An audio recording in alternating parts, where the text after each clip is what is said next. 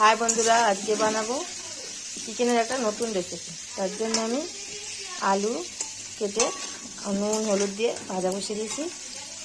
আজকে চিকেনটা একটু নতুন ধরনের করব। মশলাটা আমি পেস্ট করে নেব।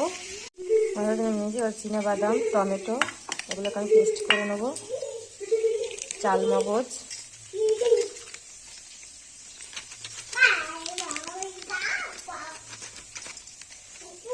ধনে পাতা আমি পেস্ট করে নেব। আদা রসুন দিয়ে আমি ম্যারিনেট করে রেখেছি মাংসটা। আলুটা ভাজা হয়ে গেছে। আলুটা ভাজার পর আমি একটু একটা তেজপাতা, শুকনো লঙ্কা আর একটু সাদা জিরে ফোড়ন দিয়েছি। এরপর আমি মাংসটা আমার ম্যারিনেট করা আছে। আদা রসুন পেঁয়াজ টমেটো পেস্ট করে, হলুদ লঙ্কা জিরে দিয়ে আমি পেস্ট করে রেখেছি, এটা ম্যারিনেট করে রেখেছি। মাংসটা আমি এবার কড়াতে দিয়ে দেবো।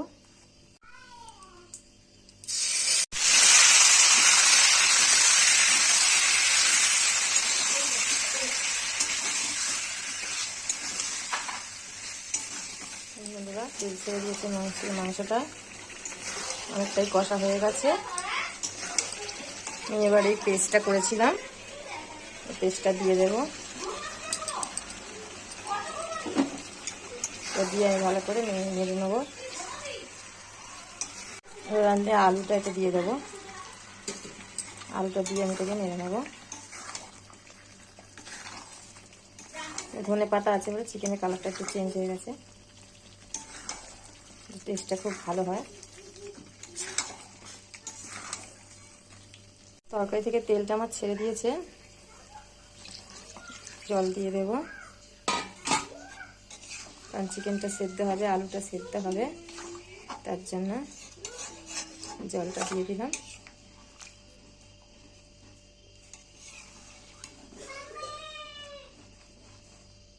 রেসিপিটা কেমন লাগলো আমাকে একটু জানাবেন।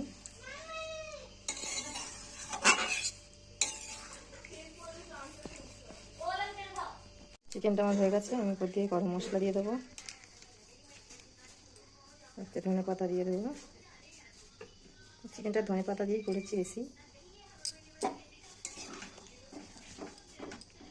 এভাবে একবার বানিয়ে দেখবেন, দারুণ হয় খেতে।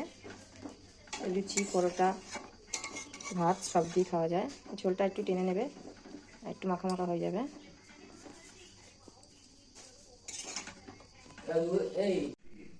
চিকেনটা আমার রেডি হয়ে গেছে।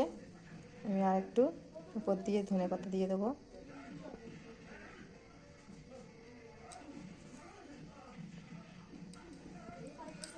বেশি অনেকটাই আমি ধনে পাতাতে দিয়েছি। বেশ ভালো হয়েছে, তরকারিটা খুব সুন্দর হয়েছে। এইভাবে বানিয়ে দেখবেন।